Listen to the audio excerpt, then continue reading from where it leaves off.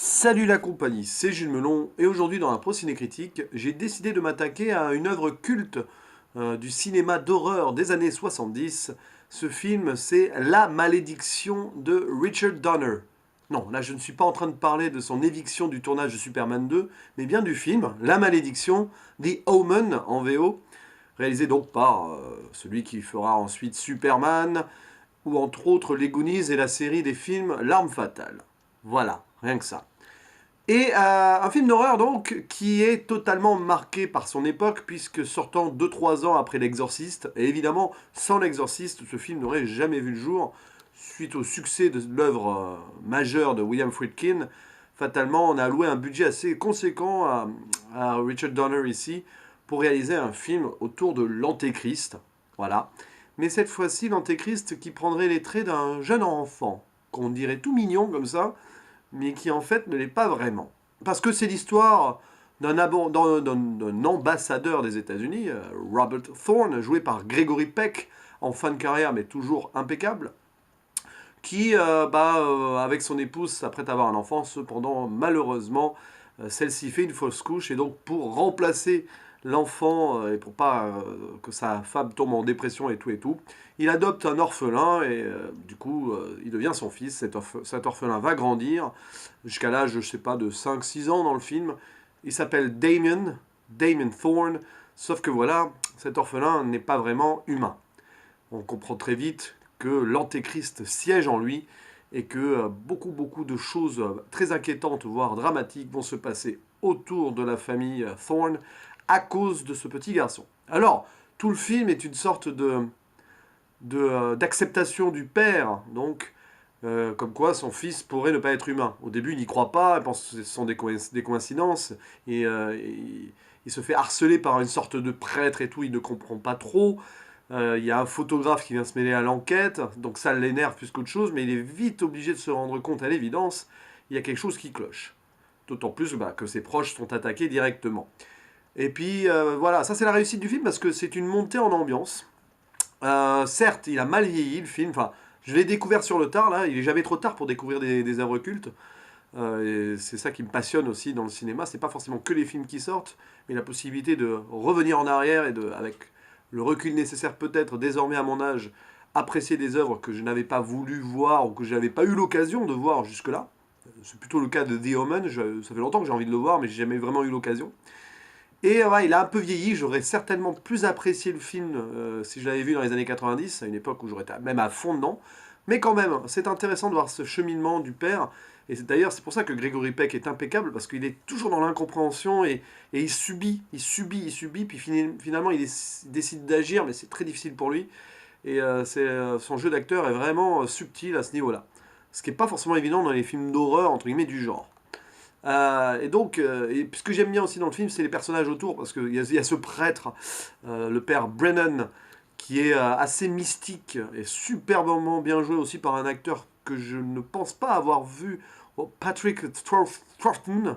Je sais pas, il me semble que je l'ai vu ailleurs, mais j'ai pas vérifié, là je regarde en même temps. Il a une coupe de cheveux improbable. D'ailleurs, dans ce film, lui et le photographe ont des coupes de cheveux improbables, un peu à mi-chemin entre Pierre Bachelet et Nicolas Hulot, quoi. Mais voilà, c'est c'est les années 70, quoi. Donc ce personnage de prêtre, j'ai beaucoup aimé. Et surtout la gouvernante, Madame Baylock, qui vient un petit peu de nulle part pour protéger le petit et qui est complètement cinglée, c'est assez génial. Une actrice, d'ailleurs, l'actrice qui la joue, c'est une certaine Billie Whitelaw, qui a joué dans Hot Fuzz de Edgar Wright, la trilogie Cornetto. Et c'est marrant parce qu'à un moment, il y a une mort dans Hot Fuzz qui me rappelle une des morts dans The Omen, la malédiction. Alors, de près ou de loin, peu importe. Je me demande si Edgar Wright n'était pas fan de ce film et a fait d'ailleurs venir cette actrice qui était un petit peu tombée dans l'oubli à l'époque, en 2007, pour jouer un rôle dans son Hot Fuzz. Je sais pas. En tout cas, ça me donne envie de revoir la trilogie Cornetto du monsieur. Petite dédicace à Eloi Cinéma, là, tiens. Jeune vidéaste québécois qui a récemment fait son top Edgar Wright. Oui, mais revenons au sujet principal, au lieu de faire des divagations. Bon, c'est ça aussi un procédé critique, on parle d'un sujet et parfois on va loin. Donc, La Malédiction, j'ai bien aimé. Hein. Autant dire les choses. J'ai pas adoré ultimement, mais j'ai adoré des petites parties du film, la tension permanente, le côté occulte plutôt sympa, même si c'est quand même un peu surfait parfois, et ça fait cliché avec le recul, mais pour l'époque, ça passait super bien. Il faut dire que le film a 43 ans quand même, ce n'est pas rien. Et l'histoire se suit facilement, il n'y a pas de rebondissement particulier. Ce que j'ai bien aimé, c'est la connotation un peu horrifique gore qu'il y a dans le film, qui pour l'époque était quand même, je pense, assez osée. Il y a des morts dans ce film qui sont cultissimes. Et bon, il y a celle où il y en a un qui s'est empalé par une tempête, voilà, un truc qui vient lui transpercer le corps. Et surtout, je ne veux pas faire de spoiler sur qui meurt comment, et surtout la mort décapitée par une vitre de vitrier d'un camion qui recule. Je vous avoue, j'étais mort de rire sur le coup, parce que je m'attendais pas à ça. C'est pas parce que c'est ridicule, non, ça m'a choqué de rire, hein, sur le coup. C'est pas ridicule, c'est vraiment même bien fait. Mais bon, certes, l'effet spécial sur la tête coupée a mal vieilli aussi, mais bon, voilà.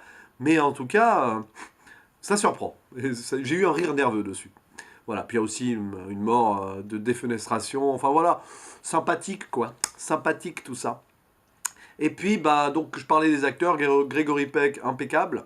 Billy Whitelaw ou Patrick Tufton, très bon. Il y a Lee Remick dans le rôle de l'épouse de Robert Thornton. Thorne, je vais pas changer son nom. Je suis en train de mélanger le nom du personnage principal et de l'acteur qui joue le prêtre. Bon, bref, c'est pas grave. Et ouais, elle aussi est toute en subtilité, totalement paumée. Et un peu, on voit sa descente aux enfers en tant que mère de famille qui se rend compte que son fils n'est pas vraiment. Enfin, se rend compte plus ou moins que son fils n'est pas vraiment son fils, quoi. Et il y a aussi David Warner dans le rôle du photographe qui va aider à l'enquête et à s'associer au père de famille. David Warner, que moi j'ai plus en tête pour son rôle de majordome sécurité dans Titanic. Là, forcément, il est plus jeune et ça m'a paru bizarre. Je sais pas à fond sur son jeu d'acteur d'ailleurs.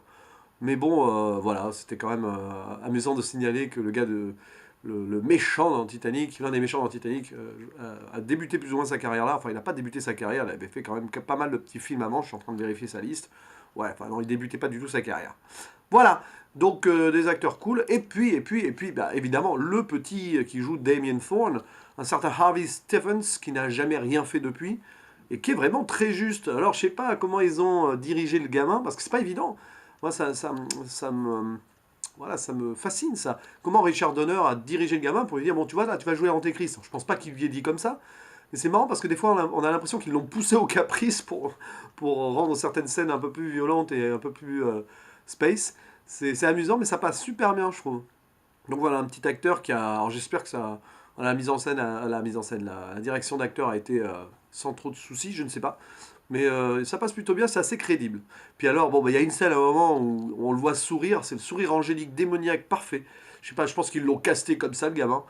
Mais ça fait flipper, ça fait froid dans le dos. Voilà. Donc je vais pas faire de spoiler particulier, parce que le film se termine tel qu'il doit se terminer. Les fans du genre savent. Et puis même si vous êtes intéressé à l'œuvre, vous savez qu'il y a des suites. Donc il y a une fin ouverte. Je n'ai pas forcément spécialement envie de me pencher sur les suites, parce que j'ai bien aimé le film là, vraiment bien aimé. C'est vraiment un bon film. Mais de là à me plonger dans l'univers derrière, j'ai un peu peur que ça me casse le mythe quand même. Finalement, j'aime bien cette fin ouverte comme ça, qui permet de laisser fantasmer à un potentiel truc derrière, sans forcément en vouloir faire un séquel quelconque et particulier. Je crois qu'il y a eu 3 suites, il y a même eu une série. Enfin bon, évidemment, ils ont un petit peu profité de la poule aux œufs d'or, parce que je pense que le film a bien marché à l'époque. Voilà, donc c'était mon avis sur ce The Omen, La Malédiction. Je suis content d'avoir vu. Vraiment marqué et placé à fond dans le contexte des années 70, ça marche super bien. Évidemment, vu aujourd'hui, il y a un certain recul que je ne peux pas avoir, puisque je le découvre sur le tard, qui fait que ça paraît un peu vieillot, mais franchement, le malsain est là. L'enquête est... Sur la fin du film, c'est plutôt intéressant ce qui se passe, quand même. Ça prend une dimension un peu mystique, cool, mais sans trop pousser non plus le bouchon, donc ça va. Et voilà, c'est un bon divertissement, surtout en fin de semaine, après des événements un peu difficiles à gérer au travail, etc. Mais ça, c'est déjà une autre histoire. Bref, je vous dis à la prochaine. Ciao.